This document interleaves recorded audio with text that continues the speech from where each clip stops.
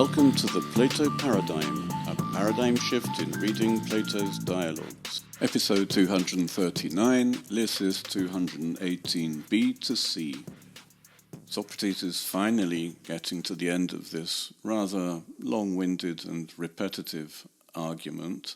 It is repetitive and long-winded, like many such arguments in Platonic dialogues, because Socrates is trying to get his interlocutors to think critically, so he repeats the nonsensical things, the fallacious claims, until they react. And if they don't react, eventually he moves to a new argument, but he does his best to get them to think for themselves first.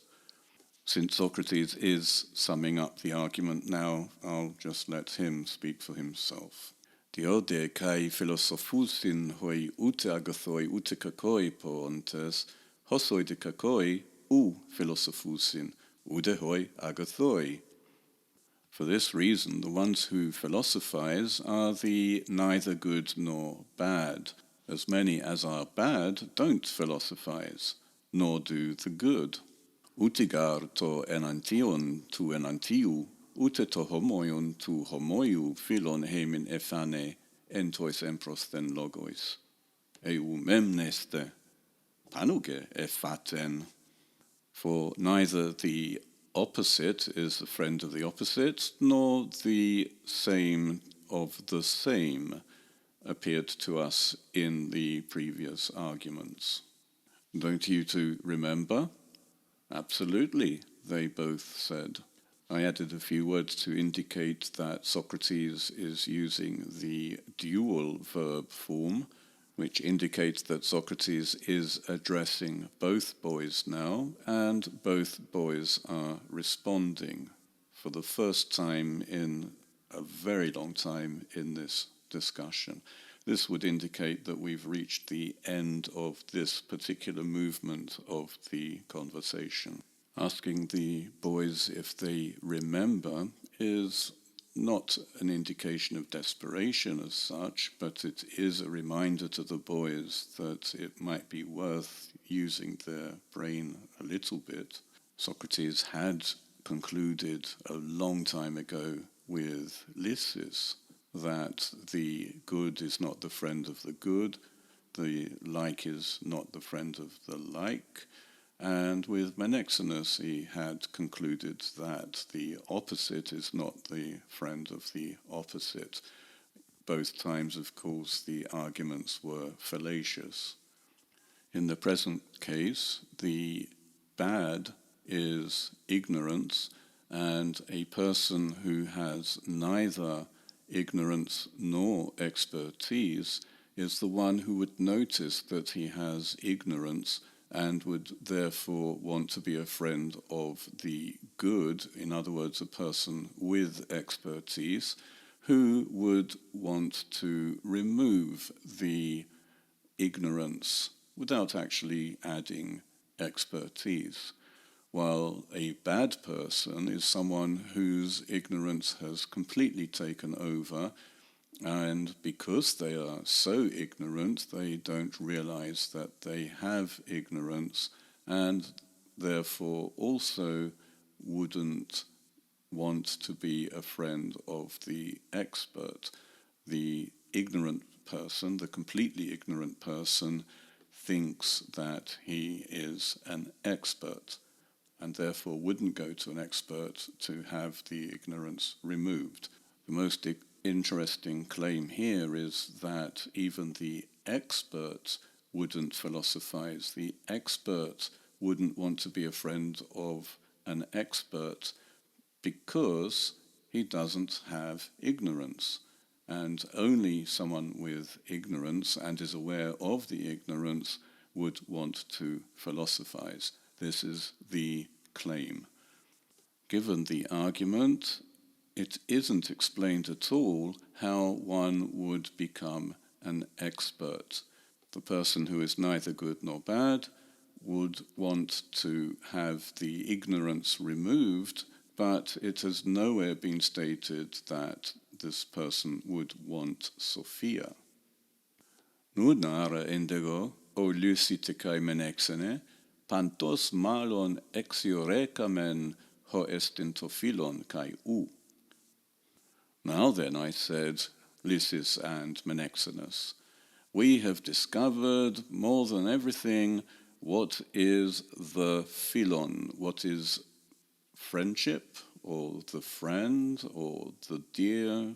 It's not clear because this hasn't been clear throughout the entire conversation, and what is not. If we understand the formulation in a philosophical way, tophilon is simply the friend in the most abstract sense. It's the thing which is to be found in every case of something being philon, which means it could be dear, friendly, or a friend. And Socrates claims to have found it. Phamen garauto, kai katatem psychen, kai katato soma, kai pantachu, to metakakon metagathon diakaku parousian to agathu philon enai. For we claim that it is, both according to the soul and according to the body and everywhere, the neither bad nor good, through the presence of bad, to be the friend of the good. The most obvious problem here is that the definiendum is in the definiens. The friend is something to do with the friend. This is not a good definition of the friend. All we have been told is that a friend is someone who is neither good nor bad, who, because of the presence of the bad, desires the good. We might add that he desires the good in order to remove the bad. I say he, but it could of course be she, and it could of course be it. The body itself, when it has disease in it, but is not yet diseased, will seek the medical techne, not even a physician, in order to remove the disease. It doesn't get much better even if we replace the things with people. It isn't the case that someone who is neither sick nor healthy, who has in him sickness, then seeks a physician as a friend.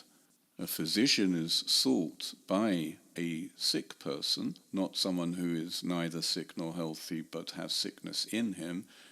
A sick person who seeks a physician who will solve a problem without becoming a friend.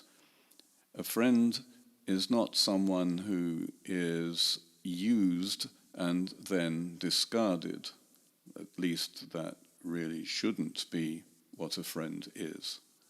This utilitarian view of friendship, or mercenary view, is the way the friends, Lysis and Menexenus, view friendship.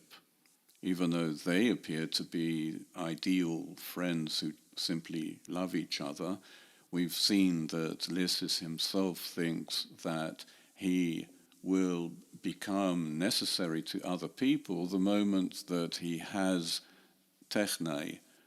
Every techne he acquires makes him the one person everyone in the world requires to fulfill that techne. This was in the first movement of the conversation between Socrates and Lysis when Menexenus was absent.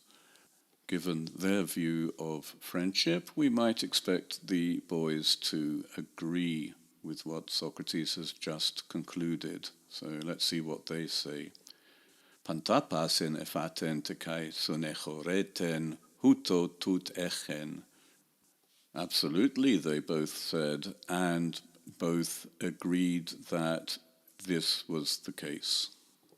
It might look as if they've made some progress. They've discovered what friendship is, but in fact, Socrates has failed. The boys are as uncritical now as they have ever been. They are simply agreeing with anything Socrates says, obviously because he's saying what they agree with anyway, but he has included lots of contradictions, lots of inconsistencies, which should have made them become puzzled at least to ask questions for or clarifications. Nothing at all. They agree with everything he says. We also have to remember that Socrates is narrating this to some other person we don't know, someone who is clearly interested in young boys. Socrates is narrating the conversation as if it is an interesting topic to be talking with young boys. We also have to remember that Hippothales is around.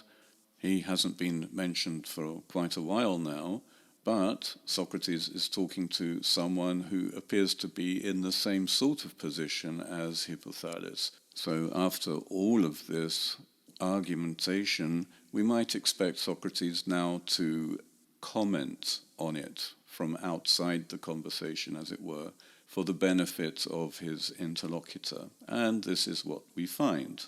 Kaide kai autos ego panu echairon hosper theriotestis, echon agapetos ho etheriomen. And indeed I was very happy, like some hunter, holding affectionately what I was hunting. The language is clearly erotic, and it reflects the attitude Hippothales has towards Lysis. Hippothales wanted to catch Lysis through poetry and praise, and Socrates had said that he would show Hippothales another way, a successful way, to attract Lysis rather than push him away. The idea that the boys have been captured and that now Socrates is lovingly holding them is clearly what would be at the forefront of the present audience, and no doubt in the mind of Hippothales as well. He would see that Socrates is apparently happy at this moment.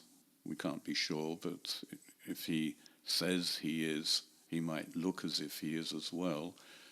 It would be tempting to say that Plato uses erotic language when he's actually talking about philosophy. The problem with that is the argument has been far from philosophical.